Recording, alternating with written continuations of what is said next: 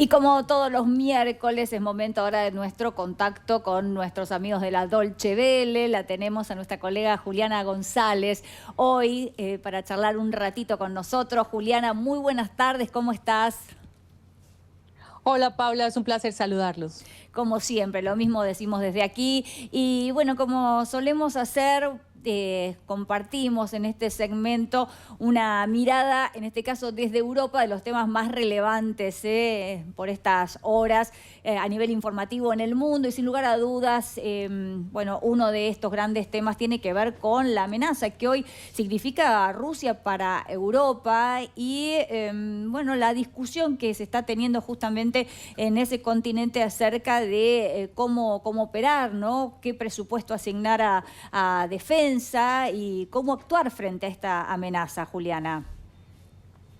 Así es, Paula. De hecho, el día de hoy se celebra en la capital de Dinamarca, en Copenhague, una reunión informal de los líderes de la Unión Europea, y aquí fue muy clara la presidenta de la Comisión Europea, la alemana Ursula von der Leyen, en decir que estas provocaciones provenían directamente desde Rusia, hablando esto del tema, por ejemplo, de esos drones no identificados, que aquí se han experimentado varios avistamientos, incluso en Alemania, muy al norte, muy cerca de la frontera con Dinamarca. Y en Dinamarca, recordemos, la semana pasada hablamos del tema y fue varias veces, en varios días no consecutivos, donde se vieron estos avistamientos. Y todo parece indicar que una de las grandes especulaciones, por un lado, es si Rusia está poniendo al límite la paciencia de la OTAN para saber cuándo estos países van a reaccionar y cómo van a hacer esos posibles derribamientos, por ejemplo, de los drones. Y por el otro lado, se especula aquí, porque todo está en ese terreno, Paula, hay que decirlo, que estas son misiones de observación también de puntos de infraestructura crítica. ¿De qué estamos hablando? De una clínica, por ejemplo, al norte de Alemania, y de varios aeropuertos, entre ellos unos puntos militares en la capital de Dinamarca. Pero esto que para una posible invasión, para ver cómo se están armando para asistir a Ucrania, ¿cuál sería el objetivo de este avistamiento, Juliana? Bueno, esa es la gran pregunta. El avistamiento tiene que ver con las mediciones, por ejemplo, con determinar por dónde están los puertos de entrada, de salida, cuáles son esas infraestructuras críticas. Esto es una de las últimas andanadas, si se quiere, y quizás las más severas en esas provocaciones, pero hay otras en las que nos tenemos que referir en el pasado. Por ejemplo, también unas entradas de aviones en el territorio de Lituania en el mes de julio, el tema, digamos, del GPS del avión de la ministra de Defensa española, pero también los daños en los cables submarinos. Se piensa que aquí en Europa que Rusia está detrás de estas acciones porque son de manera sistemática y son elaboradas por un actor, como dicen aquí, profesional. Es decir, esto no es una labor de amateurs o de principiantes, sino de gente con experiencia. Uno de los temas que más se está discutiendo en este momento es, por ejemplo, cómo reaccionar precisamente, porque los países, ninguno de los países de la OTAN ni de la Unión Europea que no son miembros de la OTAN quiere entrar en una confrontación directa con Ucrania, con Rusia. Sí. Quieren apoyar a Ucrania, van a seguir apoyando a Ucrania militarmente y temen que esto sea, por ejemplo, una maniobra de distracción para que los europeos apoyen menos a Ucrania, se fijen más en su seguridad, pero también hay unas respuestas no militares que son muy interesantes. Una de ellas es, por ejemplo, la de usar esos fondos congelados de bienes rusos aquí en Europa para darle créditos de reconstrucción, créditos a Ucrania que deberán ser pagados por Ucrania. Países como Dinamarca, por ejemplo, o como Alemania, están abiertos a esa propuesta. Otros tienen dudas de que si esto no sería confiscar los bienes internacionales de otro país y generar una cierta inseguridad jurídica, pero en eso está la discusión actualmente. Claro, bueno, seguramente son medidas que serán más fácilmente aceptadas por la población en general, ¿no? Estas. Sí, sin lugar a dudas, porque implicaría que no se involucran fuerzas, no se involucran personas. Este es un continente que tenemos que recordar, ha vivido 2 guerras mundiales en un periodo muy corto de tiempo. La última se terminó hace menos de un siglo, hace unos 80 años. Todavía hay sobrevivientes de esa guerra, así que aquí están, digamos, muy abiertas algunas de esas heridas, algunos de los significados de lo que es involucrarse directamente en un conflicto. Desde el inicio los países han sido muy reacios a involucrarse en eso, y tenemos que pensar que también la coyuntura lo hace más difícil, porque esa OTAN, ese grupo de la OTAN, donde son varios países europeos, además de Turquía, están los Estados Unidos, y ese es el socio más importante de este grupo. ¿Por qué? Porque es el que tiene el mayor arsenal nuclear, por ejemplo, un gran músculo financiero, pero también militar, con diferentes bases aquí en el territorio de la OTAN. Y las dudas del presidente Donald Trump, hemos visto su cambio de actitud en la última semana, pues aún no llegan a ser suficientes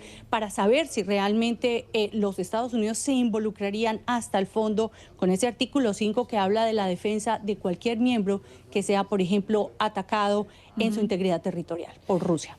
Bien, Julián, y hablando justamente de Donald Trump, también está muy involucrado en otro de los grandes temas que, bueno, tienen al mundo en vilo, que es lo que está sucediendo en Medio Oriente, ¿no? Con esta reunión con Netanyahu, esta propuesta para la paz que debe ser aceptada por Hamás, que todavía está, para, bueno, decirlo en palabras comunes, bastante verde, y la gran tensión que hay, ¿no? Por, bueno, los ataques a las flotillas de ayuda humanitaria. Sin lugar a dudas, aquí podemos decir que es tan miserable y tan dura la situación que se vive en este momento en la Franja de Gaza, con la hambruna, con los desplazamientos, los bombardeos, esa entrada por tierra de las tropas israelíes, que ese plan, aunque sea vago, aunque esté verde, como tú lo dices, pues fue recibido con euforia, porque así de pequeña es la esperanza de la solución de ese conflicto. No sirve solamente que los países como Francia, digámoslo así, como Australia o Reino Unido, países importantes, digamos, en el peso del conjunto internacional, reconozcan simbólicamente a Palestina, sino que se necesita que haya pasos para que realmente la situación cambie. Y aunque hay mucha euforia aquí en Europa, también hay voces críticas que recuerdan que en este plan es un plan en realidad de los Estados Unidos y de Israel, y que nada ha tenido que ver la población palestina, porque hay que recordar que Hamás no representa a todos los palestinos, representa en el gobierno, y es un gobierno de facto en la zona de la Franja de Gaza, pero también está en la Cisjordania ocupada, está Ramallah. O sea, hay lugares donde la autoridad palestina es diferente, y esto hace que el tema, digamos, sea complejo para todas las partes. Pero lo dicho, para los líderes europeos, por ejemplo, en el caso de Alemania, es un alivio, y lo reciben con la ilusión de que algo pueda surgir de ahí. Pero se están unificando voces para presionar a Hamás para que acepte este pacto de 20 puntos, Juliana. Pues las voces están desde el principio, países que son, digamos, muy pro-Palestina, algunos más pro-israelíes, como es el caso de Alemania. Siempre el tema ha estado ahí, que Hamás no puede seguir gobernando la Franja de Gaza, tiene que retirarse del poder, tiene que dejar el espacio para que haya elecciones libres. La gran pregunta es, por supuesto, cómo se puede presionar en realidad a un grupo terrorista desde la política, a cambio de que depongan esas armas. Esa presión ha estado ahí. El asunto está en que obviamente cada vez el presidente estadounidense se impacienta un poco más y va cerrando ese ultimátum. Habla de unas 72 horas para que se liberen a los secuestrados israelíes después de ese horrible atentado de hace casi ya 2 años, del 7 de octubre. Pero esto pues no es suficiente si Hamás no lo ve así. Todavía lo que estamos esperando es una respuesta oficial. Por los canales extraoficiales se ha sabido que tienen muchos reparos a una propuesta que es tan vaga y que deja tantos puntos abiertos, esperando cómo se desarrolla, y para algunos el temor es precisamente que en esos puntos abiertos se encuentren otras maneras de seguir adelante con una ocupación de facto de los territorios palestinos. Bien, Juliana, muchísimas gracias. Como siempre, muy interesante este contacto. Nos vemos la semana que viene. Así será, hasta la próxima semana, cuídense.